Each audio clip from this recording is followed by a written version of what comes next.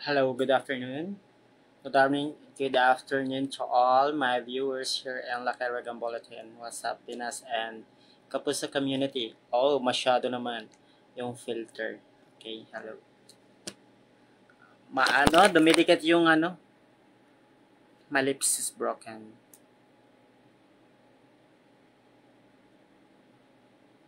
Lip gloss.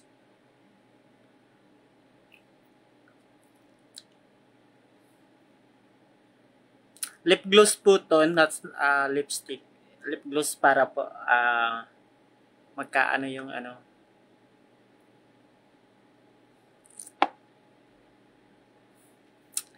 Ayan, so nagbabalik po tayo muli. So hindi na po kasi ako araw-araw na nagla-live. So bihira na lang po ako. Hindi na ako masyadong nagla-live. Wala ako sa mood, no. So, yan, pag-usapan po natin politics and entertainment. So, pag-usapan po natin. So, though there are so many lot of things have been okay yesterday. So, there is a Senate inquiry regarding on a pastor, no? So, what do you call that? The massage ministry. So, we're in a Pastor Kibuloy alleged, no, rape 1 Filipino women and 2 Ukrainian on the Senate hearing. So, si alias Amanda. So, it was written also in the CNN Philippines, the news article regarding the one Pastor Kibuloy, who allegedly raped 1 Filipino women and 2 Ukrainians. Okay, so nandyan din po yung pagsasabi po ni yung nag-declare, the declaration of Vice President Sara Duterte to run in the election. It's not clear if what position she will run on the office. So it may be a senator, a Congress, so well it be. So and then nagkagulo din po ang Senado regarding nga po sa People's Initiative. So yung manifesto, meron po silang manifesto na they are withdrawing the support for the people's, tama ba? They are withdrawing the support for the People's Initiative.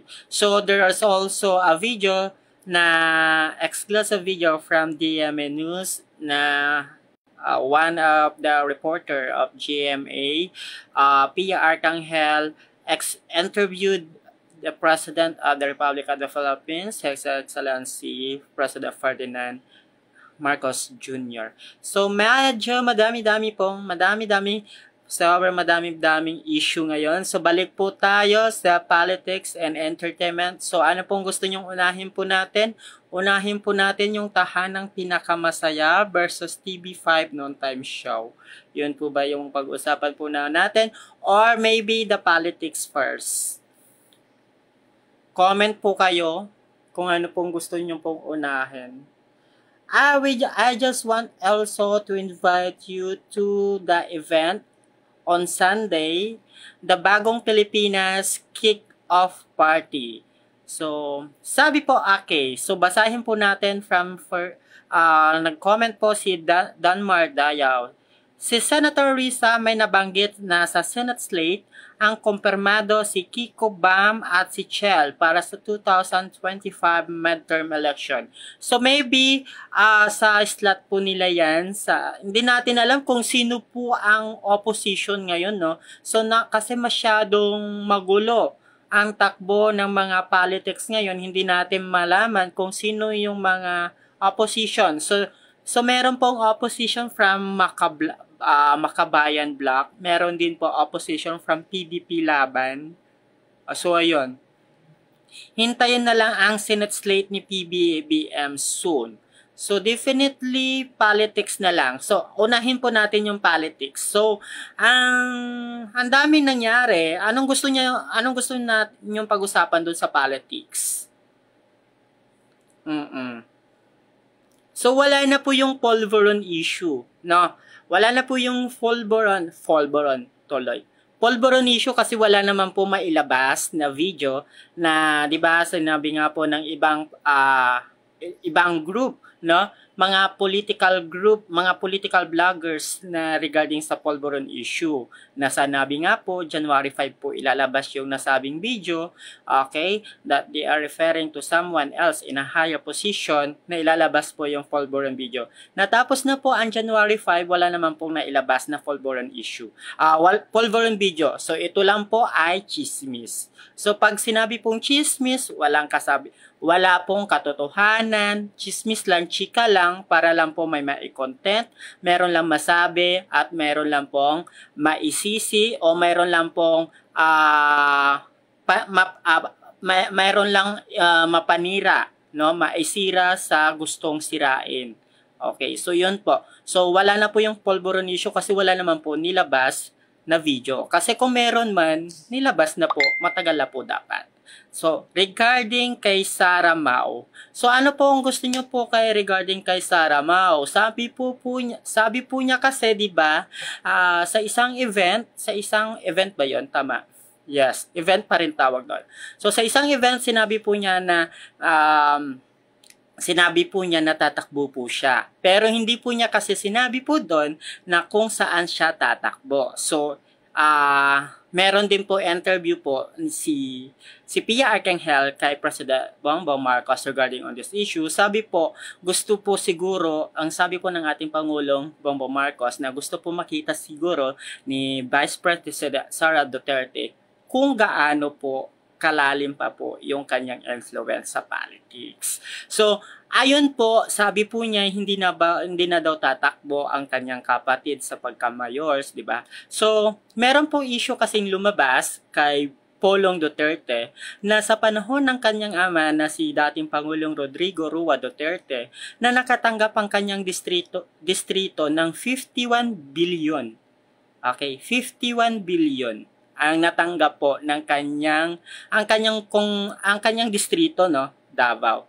The first district of Davao, which is 51 billion. Supposedly ang isa daw na distrito, ang dapat po nakukuha po ng isang distrito ay 500 million to 4 billion. Depende po sa laki ng pangangailangan ng isang distrito. So, sa 51 billion po yon, kung i-divide mo 9-3, so 17 billion each.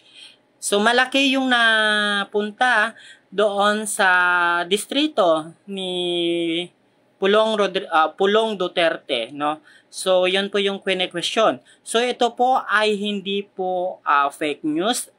Ito po ay nakonfirma po sa pamagitan po ng interview ni Henry Umaga Diaz ng ABS-CBN News Channel o ANC na kinumpirma po ng DPWH Undersecretary. Sino na po yung nagkumpirma na totoo po yung balita na 51 billion ang napunta kay Polong Duterte? Wait, i-check natin kung sino po, no? Sabi po ni Danmar Dayaw, maraming nanumpa sa PFP ni BBM at lakas CMD ni HSM. Yes, the biggest political party now is yung Partido Federal ng Pilipinas at ng lakas CMD ni House Speaker Martin Romualdez. So ito po yung report, no, regarding po dun sa 51 billion po ni Congressman Polong Duterte. Wait lang. Wait lang. So ito po, i-check natin para tama yung mga report po natin. Ang bawat isa ay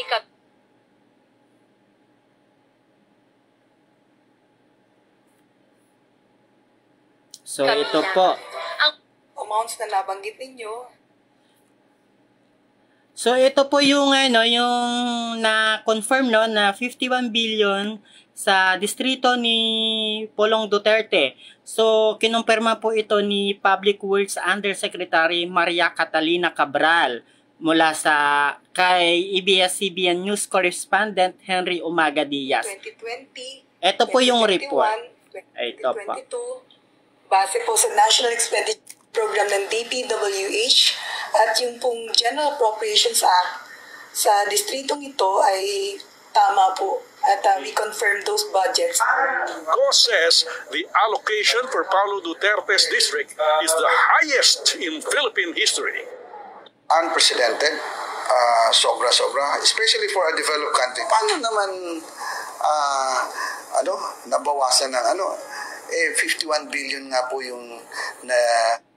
Sa nagtatanong kung si Sara Duterte ay pro-BBM o si Sara Mau o against, hindi po natin alam, parang ang hirap spellingin ng takbo ng mga utak ng mga politiko ngayon, no? So medyo nagkakaroon ng rigodon. So sa nakikita po natin, I think wala pa naman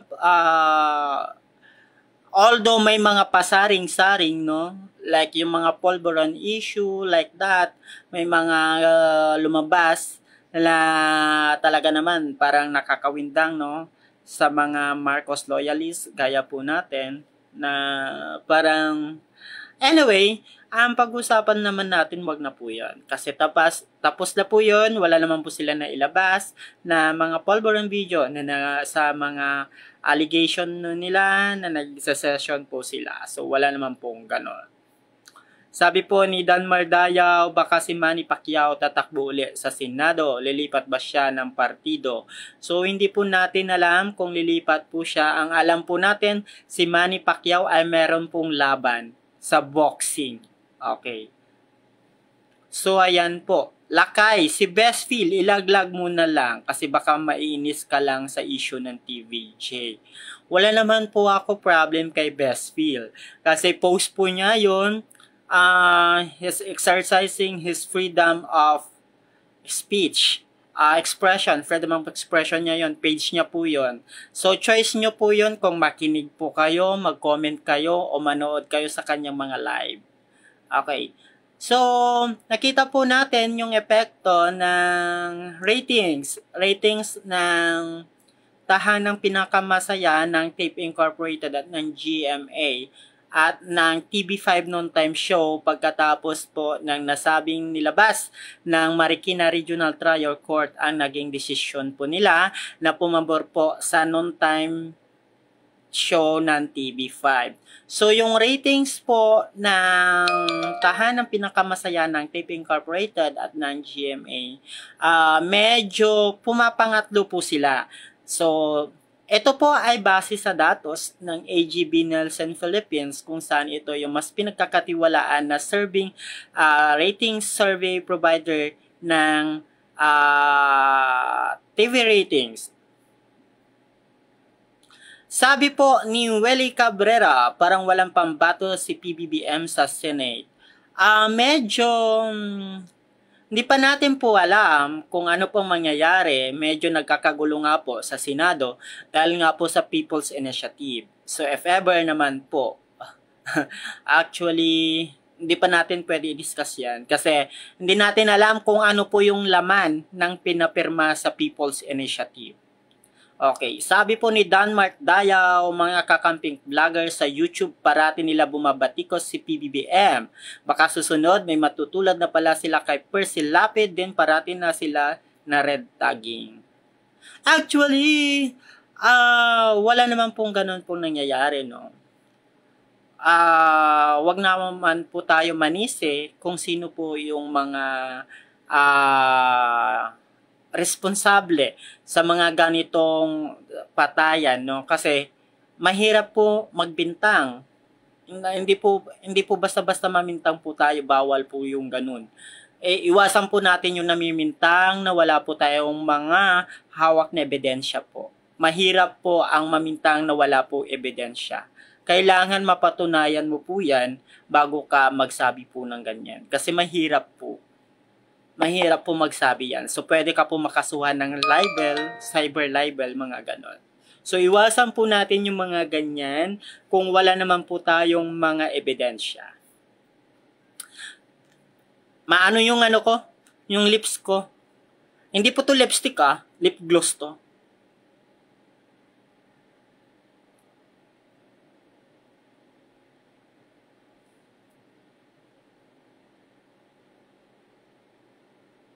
Nagbe-break. Nagbibitak.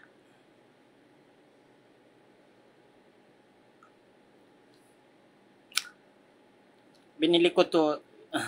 Binili ko sa Shopee. 11 pesos. Lip gloss. Ayan. So, mag-comment lang po kayo kung ano pong gusto nyo i-comment.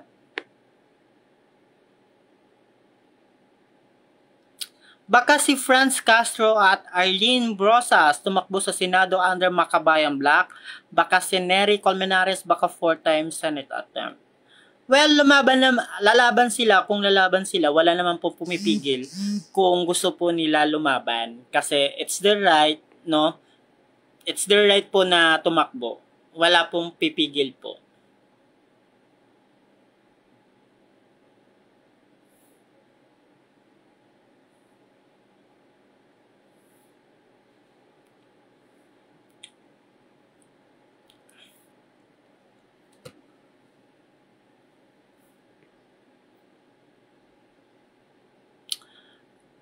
So, ayan, magbasa po tayo ng mga ibang comments.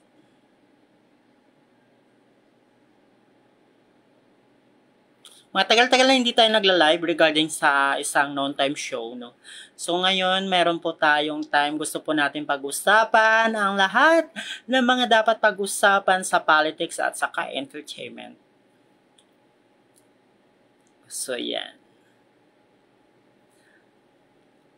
So, ang daming mga issue, pati yung panonood ni President Bongbong Marcos sa isang concert, no, ang Coldplay sa Arena, Philippine Arena sa May Bulacan. Naging issue din yon dahil nga po sumakay siya ng helicopter.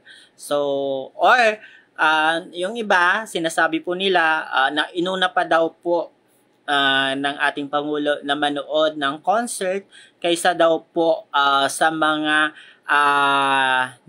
sa mga sakuna. What's the sense na meron po tayong mga representative, mga local, mga LGUs, mga local government unit na nahalal, no, para po pangasiwaan kung meron pong nangyaring sakuna sa mga lokalidad. So I think they are responsible for that, no, na sila po yung nagmo-monitor, sila na din po yung mag-address ng mga concern. It's a government effort pa rin naman po yun. So, ang ating presidente, tao lang din po siya. Sunday ba yun or Saturday? So, day off din. Nagpapahinga din kahit papaano ang ating Pangulo, tao lang din po siya. Napapagod din. Sabi po ni Danmar Dayaw, hintayin natin si XPRD tumakbo sa wait lang, bumagal yung ating connection. Sa Senado, comeback ulit sa politics.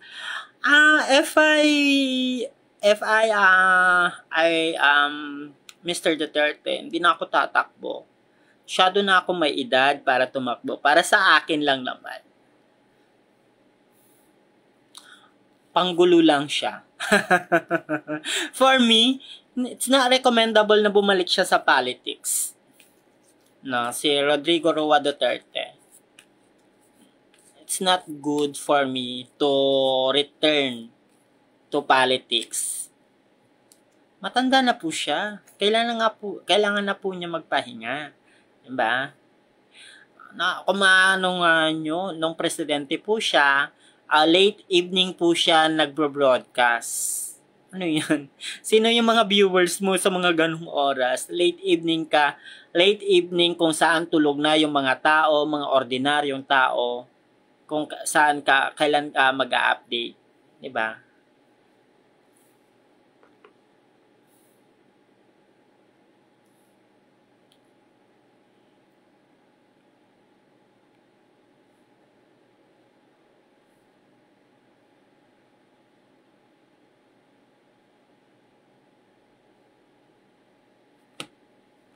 October filing COC para sa midterm election. So that's why nga po, 'di ba, ang gulo-gulo ngayon ng politika po natin. Hindi po natin alam kung sino po yung mga kalaban, sino po yung mga magkakampi.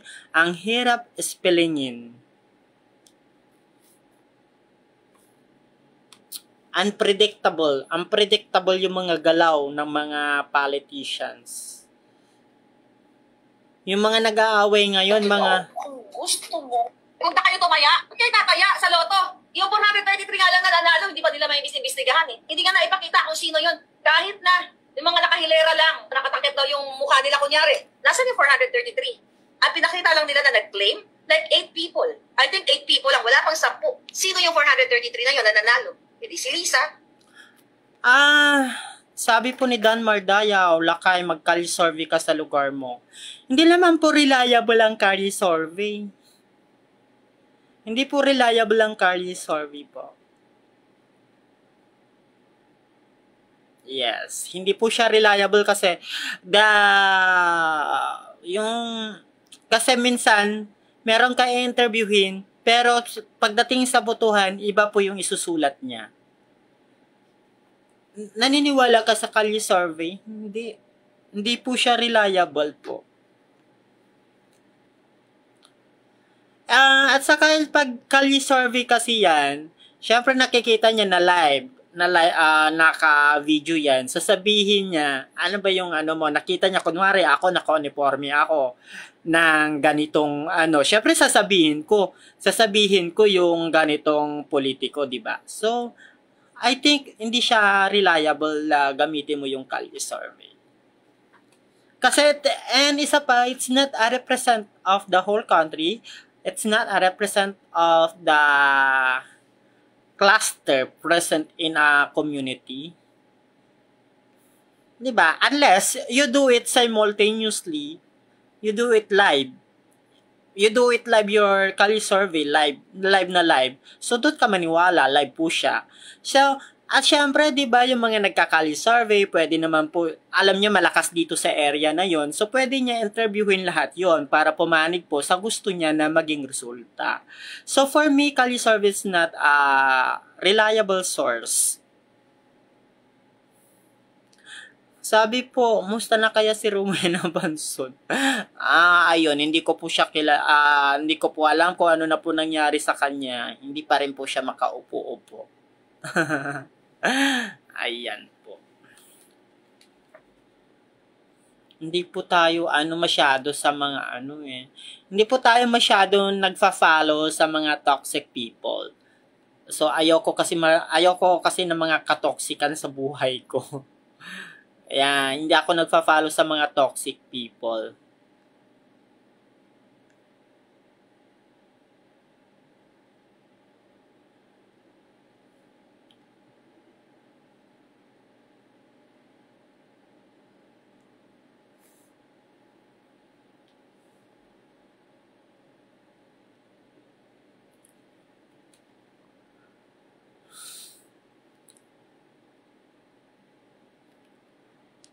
Sino kaya nandun sa Sunday sa Bagong Pilipinas event? Of course, nandun po ako.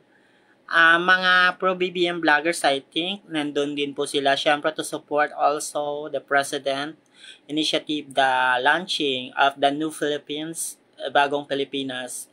Okay, so mag-start po kasi yung program, I think, is sa umaga, there is a Serbisyo Caravan. So, I think, nandun din yung mga gustong pumunta, maghanap ng trabaho. So, may mga ganun nata Serbisyo Caravan. So, sa gabi, nandun si BBM. So, gabi, nandun si BBM. Siyempre, yung kanyang first family nandun, I think, no? So, may mga concert ata yan. May concert, may ganun. Entertainment sa gabi. So, doon, sa gabi pupunta si BBM, I think. So, wala pa po akong alam kung ganun po yung magiging flow. Basta, the event is, mag-start po ata ng alas 9 ng umaga. Serbisyo Caravan, parang ganun po. So, mga Serbisyo Caravan, siguro mga, pag-assist, no, sa mga naghahanap ng work. Ang laki pala nito.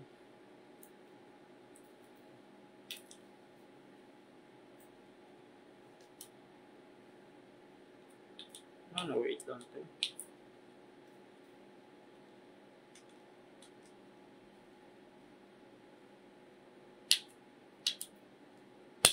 Kaya pumunta po kayo, no? Pumunta po kayo makiisa sa Bagong Pilipinas. I think nandun si Andrew E. Bagong Pilipinas. Baka nandun din si VP Sara Duterte. Malay natin.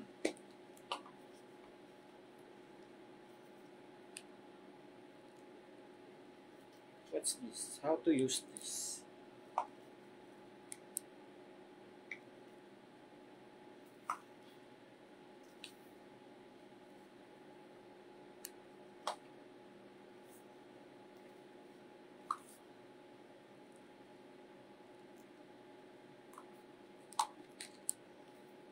There's spray. How to use this?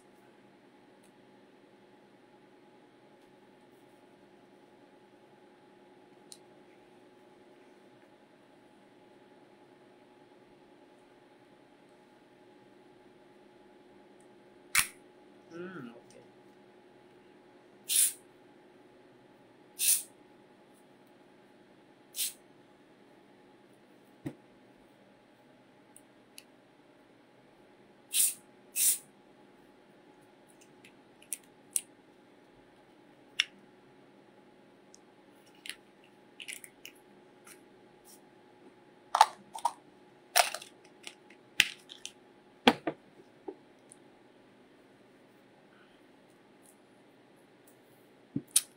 So, ayan. So, ayan po. Wala nang mga tanong. Kumunti na yung mga basher ko. Wala na masyado mga basher ko sa TV sa TV5, no. Wala na masyado. Nabawasan kahit papaano yung mga basher ko.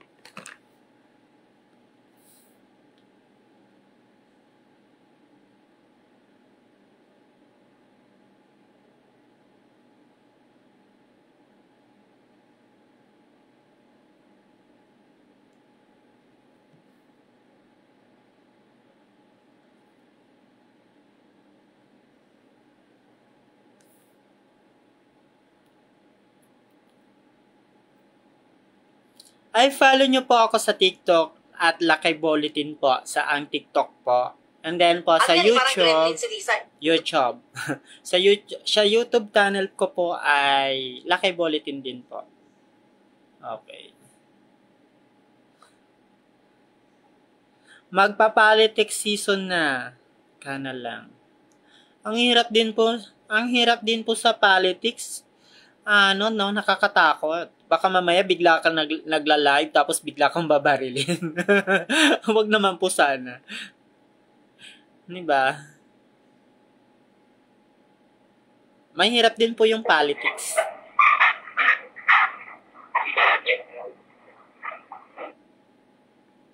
So, ayan po, mainit-init na balita po dumating po. Na-upload na natin ito sa ating sa ating TikTok, yung pagdating po ng United Nations Special Rapporteur na si Irene Khan. Okay, nag-courtesy call po siya sa Department of Justice. Ito po ay para sa ma-check o makita po doon sa freedom of expression, freedom reporting regarding po sa mga yun ang ipinunta niya. Hindi po sa ICC po yung pinunta po ng UN special reporter na si Irene Khan. Hindi po ICC po.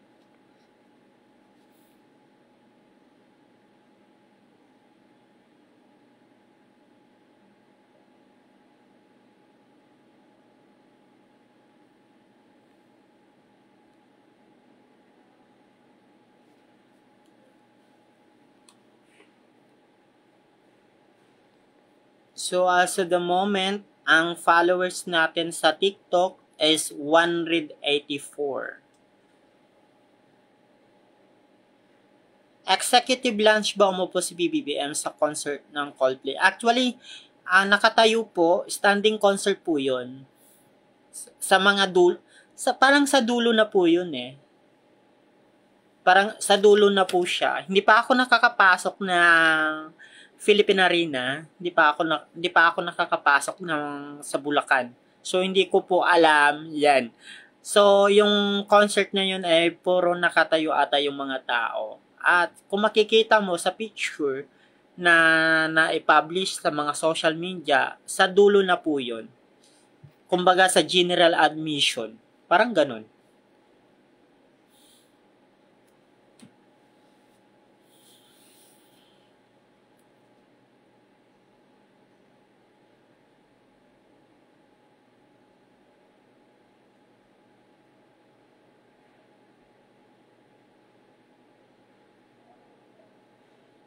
Naniniwala ba kayo na napag-initan ang SMNI dahil ang kumbaga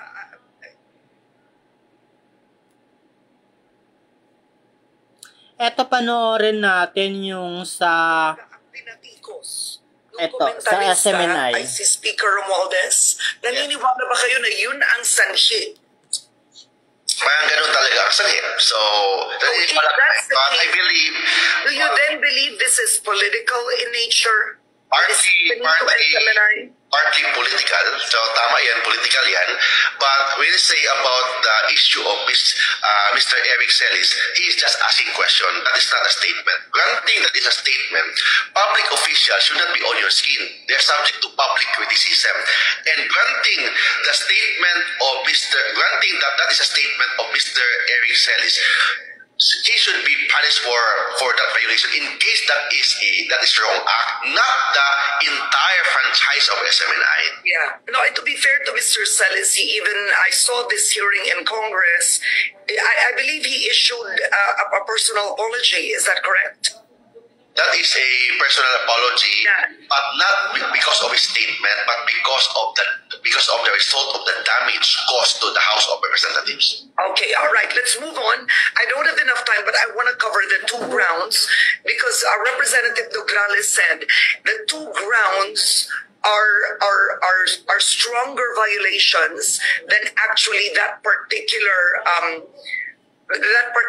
interview of Mr. Celis, no? So I won't go into Lorraine Badoy at this point. Let's move on to the two particular other alleged violations. The second one.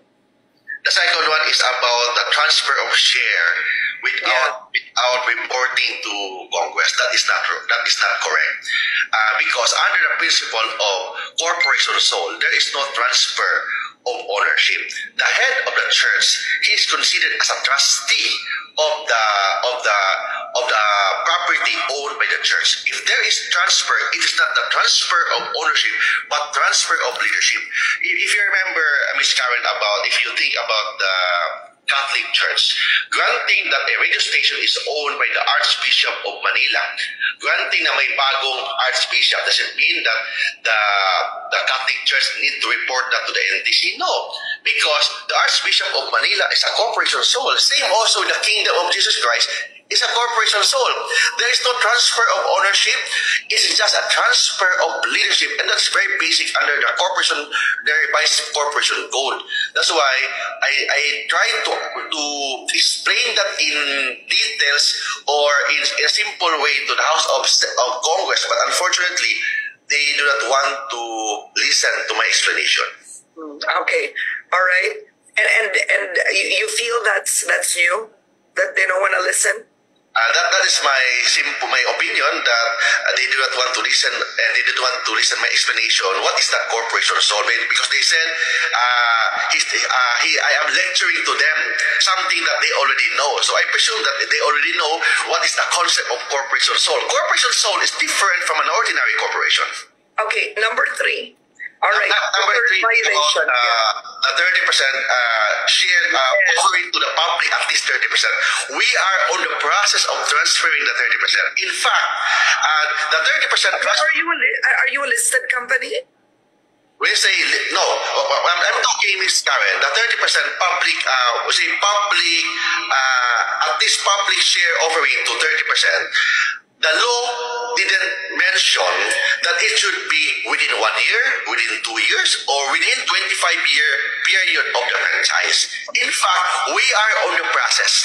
we are on the process of transferring it to the public. That's why we have at least maybe 1 or 2% to the public and on the process to make it 30%. So therefore, there is a substantial compliance of this Section 11 of Republic Act 11422.